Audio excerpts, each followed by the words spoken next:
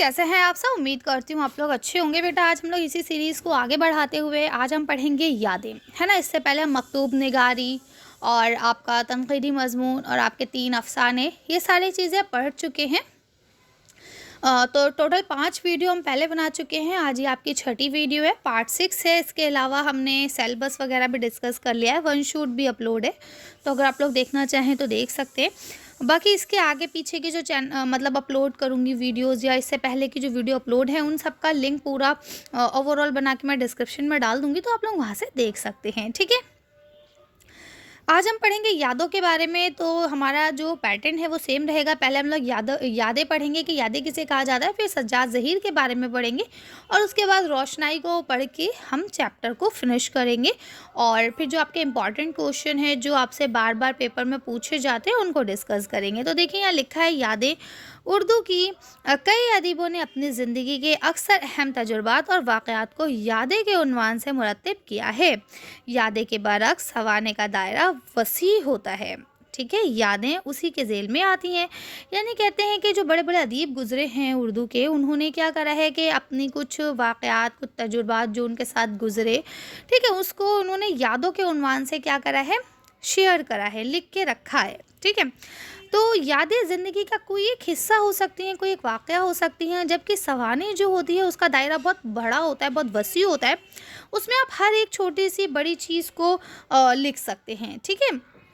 लिखते हैं सवाने में तरतीब व तसलसल पाया जाता है, यानी एक सीक्वेंस होता है उसमें कि भाई पहले ये हुआ फिर ये हुआ, है ना। लेकिन जब इसमें ऐसा नहीं है, इसमें कोई भी एक वाक़या हम उठा के कभी भी लिख सकते हैं, जबकि यादों में सवाने ही तसलसल को कायम रखने की शर्त ज़रूरी नहीं है। हो गई क्लियर बात? आगे चलिए। यादें कलम बंद करने वाला है बहुत सी यादों में से, ठीक है, यानी कि बहुत सारी यादों में से महज उन यादों का इंतखाब करता है जो किसी न किसी पहलू हाँ, किसी न किसी पहलू से अहम, नुमाया और तवज्जो तलब होती हैं। यानी कि बहुत सारी यादें इंसान की ज़िंदगी में गुज़रती हैं। भाई मैं बताऊँ कि भाई मेरी तो बहुत सारी, कि भाई हमने चैनल बनाया, आपने लाइक्स किए, वीडियोस शेयर की, है ना, सब्सक्राइबर धीरे धीरे बढ़े, 1000 सब्सक्राइबर हुए, फिर 2000 हुए, फिर इस तरह से करते करते 50 हुए, 70 हुए आज, है ना।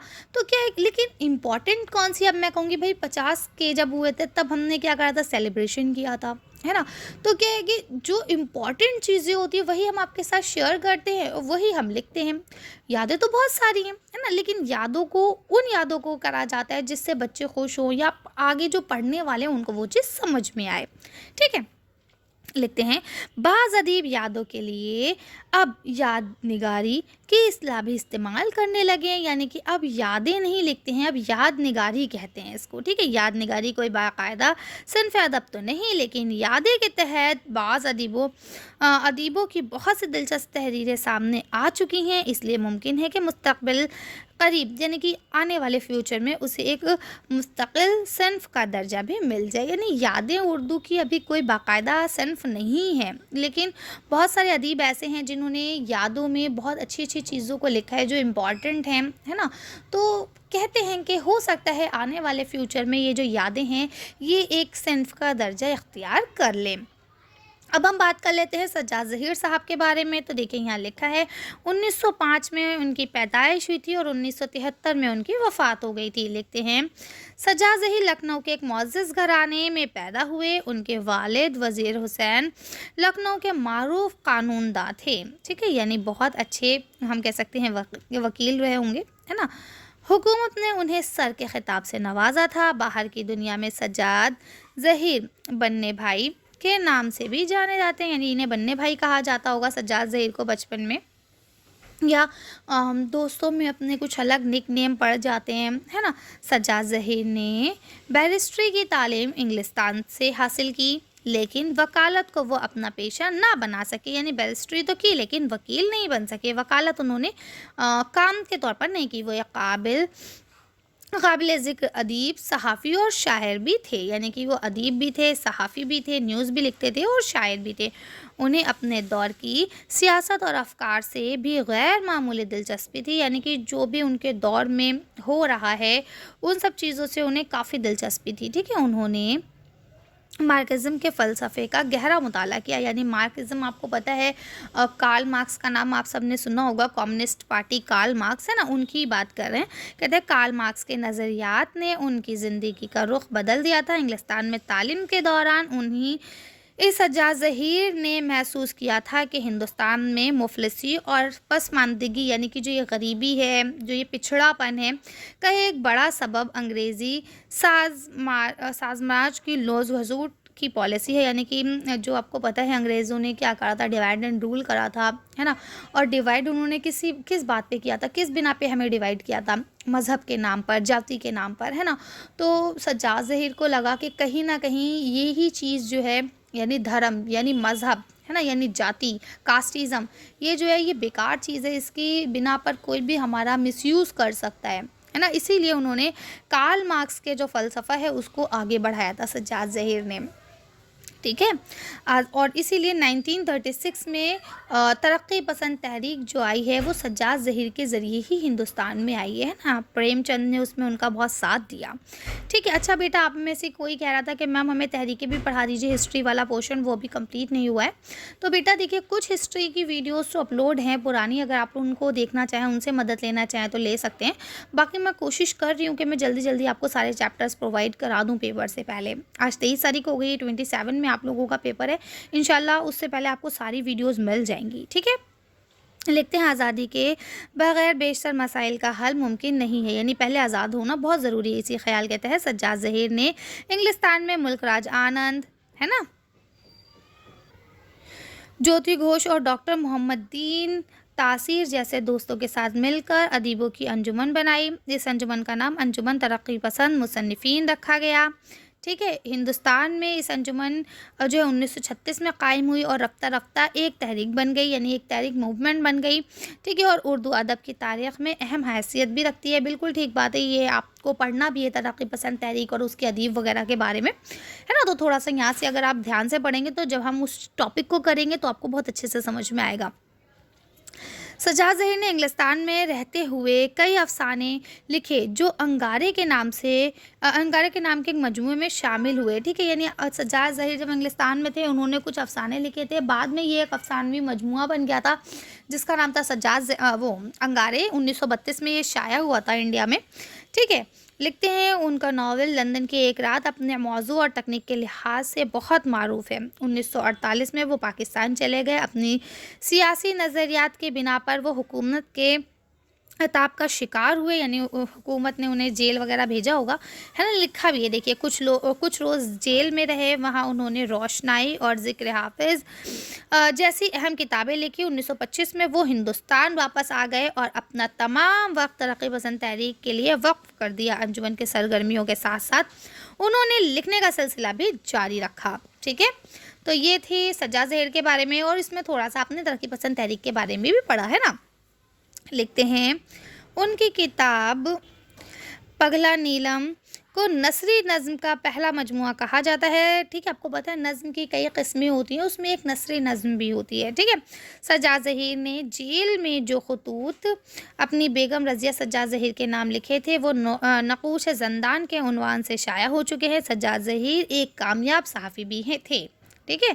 लिखते हैं, उन्होंने अलग अलग वक्तों में कई रिसाले, अखबारात, मसलन चिंगारी, भारत, कौमी जंग, अवामी दौर और हयात के इदारे से फ़राइज़ अंजाम दिए, ठीक है। अब कहते हैं कि इन्होंने बहुत सारे न्यूज़पेपर और मैगज़ीन्स वगैरह भी निकाली हैं जिनके नाम यहाँ पे आपको दर्ज कर दिए हैं, ठीक है। अब बात कर लेते हैं रोशनाई का, जो इनका क्या है सबक है, इस सबक का खुलासा है, ठीक है। तो ये रोशनाई पूरा एग्जैक्टली नहीं है, ये उससे कुछ हिस्सा लिया गया है, ठीक है। और यहाँ उस हिस्से को भी हम क्या कर रहे हैं, उसका खुलासा कर रहे हैं, ठीक है। डिटेल में जब हमारे पास टाइम होगा तो हम ज़रूर पढ़ेंगे, अगर आप लोग को मौका मिले तो आप लोग आ सकते हैं। अच्छा, और 12th के बाद भी जो बच्चे उर्दू से फ्यूचर में कुछ एक पेपर ऑप्ट करना चाहते हैं या ग्रेजुएशन करना चाहते हैं तो वो भी चैनल पर जुड़े रहें, क्योंकि अब मैं इंशाल्लाह नेक्स्ट ईयर से आपका BA वगैरह की भी पढ़ाना शुरू कर दूँगी, ठीक है। लिखते हैं, ये मज़मून सज्जाद ज़हीर की किताब रोशनाई से लिया गया है। इस हिस्से में सज्जाद ज़हीर ने 1937 के पंजाब कमेटी के सालाना जलसा अमृतसर का ज़िक्र किया है, जिसमें उन्हें और डॉक्टर अशरफ को सूबा मुहत्तद की किसान सभा में शिरकत के लिए मदऊ किया गया था। अब आपको पता है कि भाई जो तरक्की पसंद तहरीक आई, उसका मकसद ही ये था कि गरीबी और अफलास जो चीज़ें हैं, जो इस्तेसाल हो रहा है, उसको ख़त्म किया जा सके, है ना। तो यहाँ पे उन्होंने एक सालाना जलसे की बात की है जो अमृतसर में हुआ था, ठीक है। किसने किया था? किसानों ने किया था, और डॉक्टर अशरफ सुबूही को और यहाँ पे आपके सज्जाद ज़हीर को दावत पे बुलाया था, वहाँ पे उन्हें शिरकत के लिए बुलाया था। तो लिखते हैं कि हम दोनों ही ये चाहते थे कि पंजाब के जरी और आज़ाद ख़्वाह किसानों को एक जगह जमा देखें। यानी हम लोग चाह रहे थे कि हम लोग पंजाब के जो ऐसे किसान हैं जो आज़ाद होना चाहते हैं, उन सबको एक जगह जमा देखें, उनके इत्तेहाद यानी इकट्ठा होना, ताकत और इनकलाबी जज्बे का ज़ाती तजुर्बा करें, है ना, और इस तरह अपने इनकलाबी शऊर को वसअत दें। यानी वो यही चाह रहे थे कि सारे किसान मिलकर एक साथ सामने आएँ, एकजुट होके आएँ, और इनको भी मतलब इनकी भी नॉलेज को एनहांस करें, ये भी देखें कि हाँ भाई किस तरह से लोग इनकलाब कर सकते हैं या लोगों में इनकलाब का जज्बा है, ठीक है। इसके बाद सज्जाद ज़हीर का बयान है कि उन्हें मालूम हुआ कि तरक्की पसंद मुसन्निफ़ीन ने भी अमृतसर में कॉन्फ्रेंस करने का फ़ैसला कर लिया है। यानी उन्हें पता चला कि जो तरक्की पसंद तहरीक के मुसन्निफ़ीन हैं, वो भी वहाँ पे एक कॉन्फ्रेंस करना चाह रहे हैं। अगरचे ये पहले सूबाई का कॉन्फ्रेंस थी, लेकिन कुल हिंद सेक्रेटरी की हैसियत से मेरी इसमें शिरकत भी ज़रूरी थी, ठीक है, क्योंकि ये उसके सेक्रेटरी थे, इसलिए इनको जाना बहुत ज़रूरी था। अब मुझे अमृतसर जाना और भी ज़्यादा ज़रूरी हो गया था। क्यों? एक तो किसानों ने उन्हें बुलाया है, दूसरा तरक्की पसंद की भी वहाँ एक कॉन्फ्रेंस है। तरक्की पसंद की पहली कॉन्फ्रेंस 1936 में लखनऊ में हुई थी, है ना, जिसकी सदारत मुंशी प्रेमचंद ने की थी। ये चीज़ याद रखिएगा, क्योंकि वो प्रेमचंद की ज़िंदगी का आखिरी खुतबा था। उसके बाद प्रेमचंद इस दुनिया से चले गए थे, ठीक है ना। लिखते हैं कि ज़रूरी हो गया था। किसान कॉन्फ्रेंस जलियांवाला बाग में थी, जहाँ पर हज़ारों पंजाबी किसान जमा हुए थे, ठीक है। तरक्की पसंद मुसन्निफ़ीन की कॉन्फ्रेंस भी यहीं पर होनी थी। फैज़ इसके मुतहिम थे। फैज़ अहमद फैज़ जो हैं बड़े शायर हैं, अगर शायद आपकी बुक में भी उनकी कुछ नज़में वगैरह, गज़लें वगैरह शामिल हैं। और अभी आप लोग ने जब वो एनसीए क्या था, एनआरसी वगैरह जो आया था, सीएए, तो आपने उनकी वो नज़्म भी बहुत सुनी होगी, नज़्म कह रही हूँ सॉरी, गज़ल, है ना, जो मेट्रो वगैरह में भी काफ़ी लोगों ने गाई थी। अगर आप लोग ने सुनी हो, अब मेरे जहन में भी नहीं आ रही है, खैर चलिए फिर बताऊँगी कभी, ठीक है। हाँ, आज बाज़ार में पाबजोला चले, है ना। लिखते हैं, उन्होंने बताया कि मुकामी कॉलेजों और स्कूलों ने कॉन्फ्रेंस के लिए जगह देने से इनकार कर दिया था, क्योंकि लोगों को ये लगता था, और ये हकीकत भी है, कि हम अपने मज़हब से हट के नहीं खुश रह सकते। इंसान को ऐसा करना चाहिए था कि भाई कोई भी मज़हब ये तो नहीं सिखाता ना कि आप किसी दूसरे मज़हब के नाम पर लड़ाई लड़ो, है ना। लेकिन ये लोग को लगता था कि शायद ऐसा होता है ना। तो इसलिए कॉलेज वालों ने मना कर दिया था कि नहीं भाई, आप बच्चों को बेबैरा कर रहे हो, रास्ते से भटका रहे हो, इसलिए हम आपको ज़मीन नहीं देंगे। चुनांचे हमने पंडाल के टाइस ही पर क्या गया कॉन्फ्रेंस करने का फ़ैसला किया था, क्योंकि वो भी काफ़ी बड़ा था। हमारे 200 आदमी वहाँ बैठ सकते थे। यूँ तो कॉन्फ्रेंस में भी बहुत से लोग शरीक हुए, मगर मुझे चंद एक के नाम याद हैं। यानी कि कहते हैं, अब वो कॉन्फ्रेंस थी तो बहुत सारे लोग आए थे, ठीक है, जिसमें यहाँ पे अलग अलग लोगों के नाम दिए गए। ये अपने ज़माने के काफ़ी बड़े अदीब और अफसाना निगार गुजरे हैं सारे लोग, ठीक है बेटा। देखिए, ये रोशनाई से ज़्यादा क्वेश्चन आते नहीं हैं, इसलिए इसे ज़्यादा डिटेल करने में मुझे नहीं लगता कि कोई फ़ायदा है।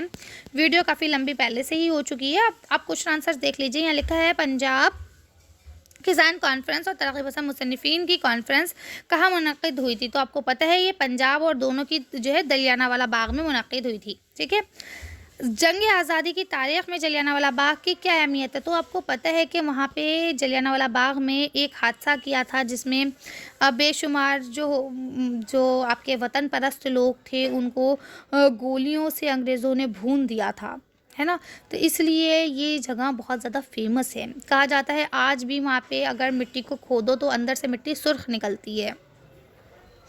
आगे देखिए लिखा है, सज्जाद ज़हीर ने अल्लामा इकबाल को किन ख़ास बातों की तरफ तवज्जो दिलाने की कोशिश की थी। तो तरक्की पसंद और सोशलिज़म की तरफ कहा था कि आ जाओ, लेकिन अल्लामा इकबाल नहीं गए थे। कुछ वक्त के लिए वो हुए ज़रूर थे, लेकिन बाद में वो इस्लाम ले आए थे दोबारा। ठीक है, लिखते हैं अल्लामा इकबाल ने सज्जाद ज़हीर की बातों का क्या जवाब दिया। तो यहाँ आपको लिखा हुआ है, आप लोग पढ़ सकते हैं। तो इस तरह से ये आपका छोटा सा एक चैप्टर था। इसके इम्पॉर्टेंट क्वेश्चन बेटा अगर आएंगे भी तो बस यादें और सज्जाद ज़हीर पे ही क्वेश्चन बनेगा, रोशनाई पे बहुत मुश्किल है क्वेश्चन बनना।